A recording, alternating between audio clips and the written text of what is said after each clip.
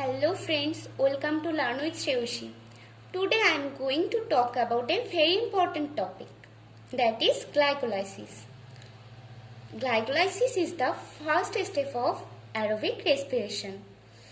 আমি আমার আগের ভিডিওতে রেসপিরেশন সম্পর্কে বলেছিলাম, যেখানে আমি বলেছিলাম গ্লাইকোলাইসিস কোথায় ঘটে। তো ফ্রেন্ড চলো আমরা আরেকবার জেনে নিই গ্লাইকোলাইসিস কোথায় ঘটে। গ্লাইকোলাইসিস ঘটে কোষের সাইটোপ্লাজমে।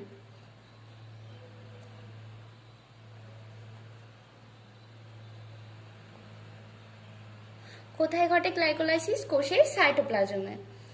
এবার দেখো, এই যে গ্লাইকোলাইসিস, এটা যে বিজ্ঞানীরা আবিষ্কার করেন তাদের নাম অনুসারে এই গ্লাইকোলাইসিসটাকে বলা হয় EMP পথ, যেখানে কথার অর্থ মানে যে বিজ্ঞানীর নাম থেকে এসছেন তিনি হলেন M10। এম এসছে বিজ্ঞানী মেয়ারহফের নাম থেকে এবং পি এসছে বার্নাস পাথের নাম থেকে। দেখো ফ্রেন্ড, এটা কিন্তু বেশ ইম্পর্টেন্ট, এটা অনেক সময় পরীক্ষায় আসে।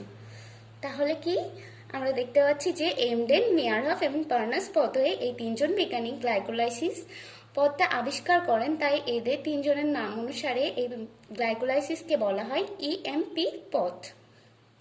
এবার চলো আমরা গ্লাইকোলাইসিসের পর্যায়ক্রমিক বিক্রিয়াগুলি দেখে নিই। গ্লাইকোলাইসিসে প্রথমেই কি নেওয়া হয়? গ্লুকোজ। এবার দেখো, আমরা সবাই জানি গ্লুকোজের সংকেত কি? C6H12O6, অর্থাৎ এখানে 6 কার্বন যুক্ত। এবার দেখো, এই গ্লুকোজ থেকে ফার্স্ট স্টেপে তৈরি হচ্ছে গ্লুকোজ 6-ফসফেট।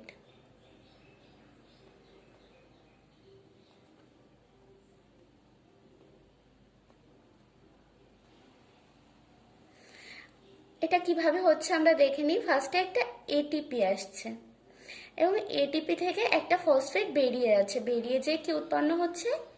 ADP। এবার যে এই এটিপি থেকে একটা ফসফেট বেরিয়ে গেল, সেটা কোথায় যুক্ত হচ্ছে? সেটা যুক্ত হচ্ছে এই গ্লুকোজটার 6 নম্বর কার্বনে, তাই এটার নাম হচ্ছে গ্লুকোজ 6-ফসফেট। এবং এই যে এটিপি থেকে একটা ফসফেট বেরিয়ে যাচ্ছে এবং গ্লুকোজের সঙ্গে যুক্ত হচ্ছে, এজন্য এই যে প্রথম স্টেপটা, এটার নাম প্রথম ফসফোরাইলেশন।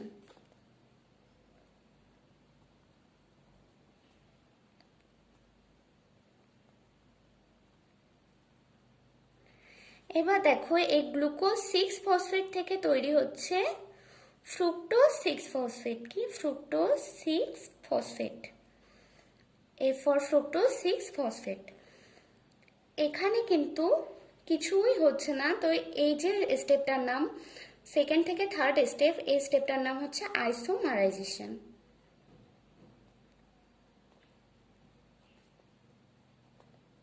আমাদের এই স্টেপগুলোর নাম মনে রাখতে হবে কিন্তু।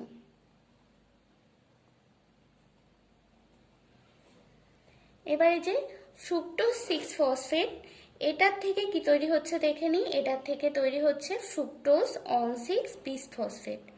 ফ্রুক্টোজ 1,6-বিসফসফেট।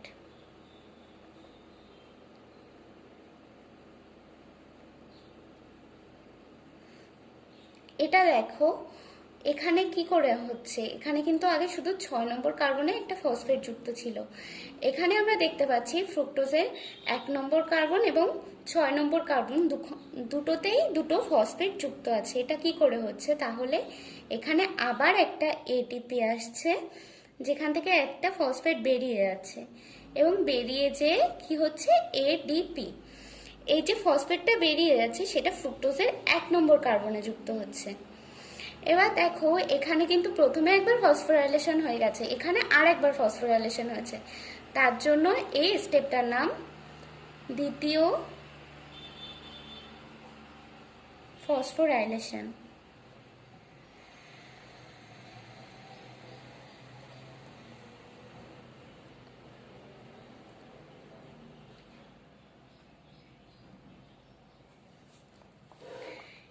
এবার দেখো, এই যে ফ্রুক্টোজ 1,6-বিসফসফেট, এটা ভেঙে 2 ভাগে ভাগ হয়ে যাচ্ছে।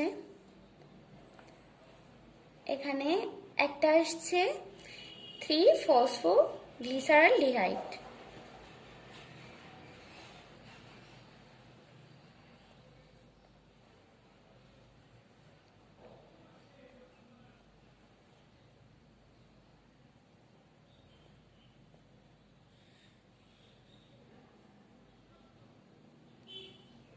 আর এখানে হচ্ছে 1,3-ডাইহাইড্রক্সি অ্যাসিটোন ফসফেট।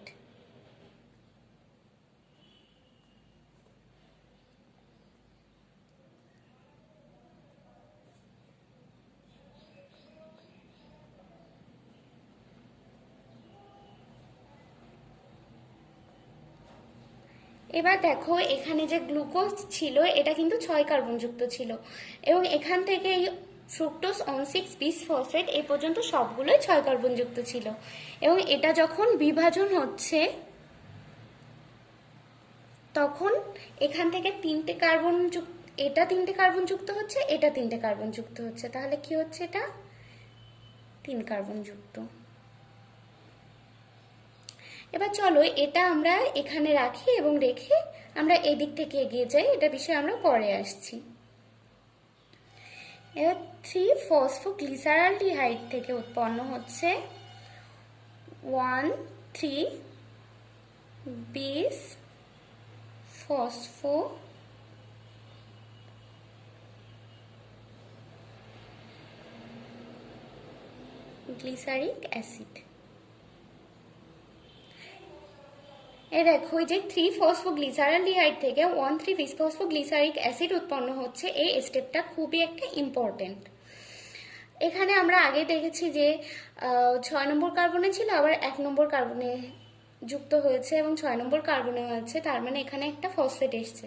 এখানেও আমরা তাই দেখতে পাচ্ছি 3 নম্বর কার্বনে একটা ফসফেট ছিল, কিন্তু এটা 1 নম্বর কার্বন আবার 3 নম্বর কার্বনে এসছে, তাহলে আরেকটা ফসফেট কোথা থেকে আসছে? এটা যেটা আসছে সেটা আসছে একটা অ্যাসিড থেকে, সেটা কি H3PO4। তাহলে কিন্তু আমরা এটাকে কি বলতে পারি, এটাকেও আমরা ফসফোরাইলেশন বলতে পারি।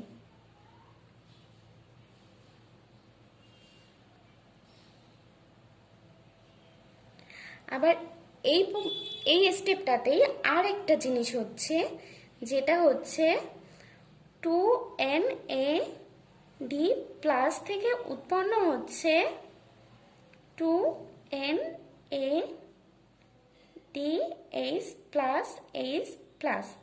তাহলে আমরা কি দেখতে পাচ্ছি, এখানে কিন্তু জারণ ঘটছে। তাহলে এই যে 3-ফসফোগ্লিসারালডিহাইড থেকে 3-বিসফসফোগ্লিসারিক অ্যাসিড, এই স্টেপটাতে আমরা দেখতে পাচ্ছি জারণ হচ্ছে এবং ফসফোরাইলেশন হচ্ছে। তাহলে এই স্টেপটাকে বলা হয় জারণ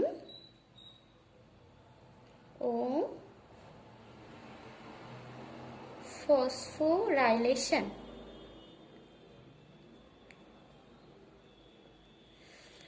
এবার দেখো 1,3-বিসফসফোগ্লিসারিক অ্যাসিড থেকে উৎপন্ন হচ্ছে 3-ফসফোগ্লিসারিক অ্যাসিড।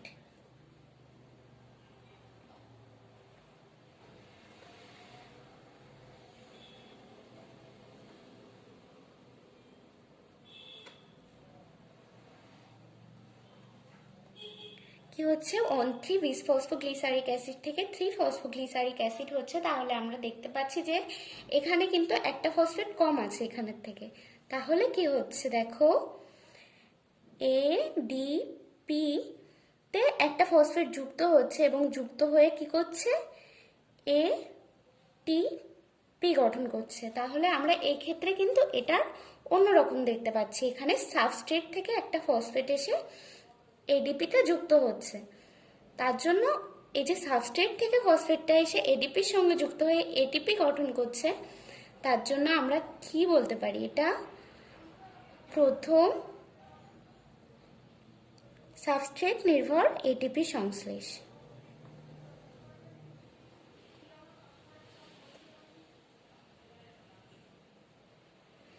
নির্ভর এটিপি সংশ্লেষ।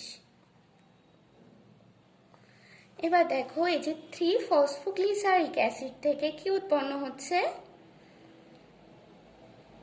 3 ফসফোগ্লিসারিক অ্যাসিড থেকে 2 ফসফোগ্লিসারিক অ্যাসিড উৎপন্ন হচ্ছে।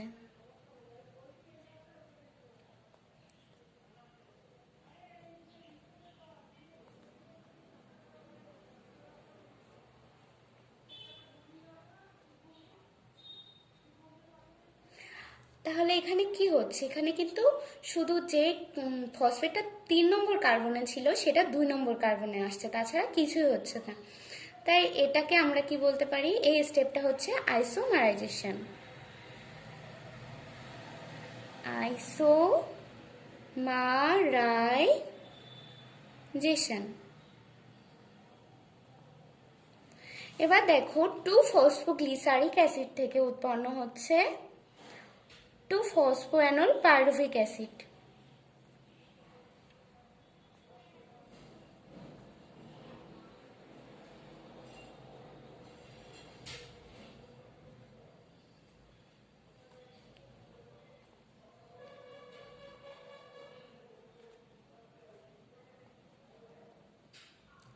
এটা কিভাবে হচ্ছে আমরা দেখে নিই। 2-ফসফোগ্লিসারিক অ্যাসিড থেকে জল চলে যাচ্ছে, H2O। এখন জল চলে গেলে উৎপন্ন হচ্ছে 2-ফসফোঅ্যানোল পাইরুভিক অ্যাসিড। এখানে যেহেতু এখনো জল বাইরে চলে যাচ্ছে, তার জন্য এই স্টেপটাকে বলা হচ্ছে dehydration.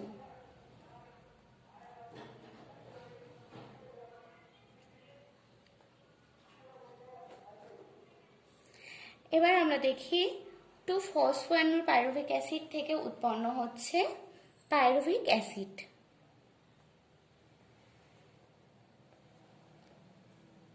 This is the last step.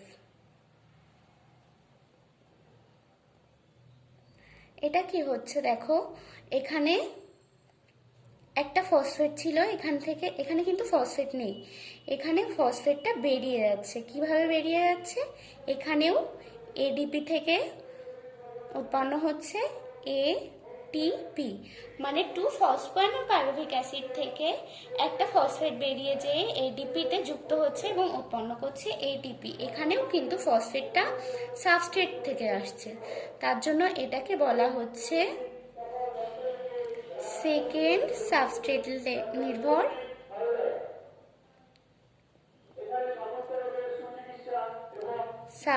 নির্ভর ফসফোরাইলেশন।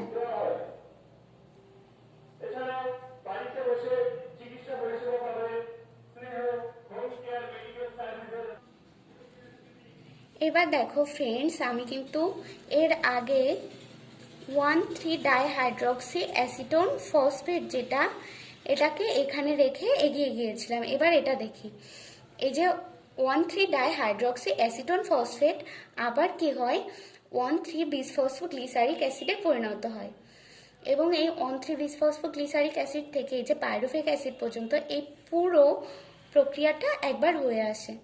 তার জন্য আমরা এই প্রক্রিয়াটা আবার আর একবার না দেখি আমরা কি করি, 2 গুণ করে দিই সব কিছুর সঙ্গে। এখানে 2 গুণ করলে এখানেও 2 হবে, এখানেও 2।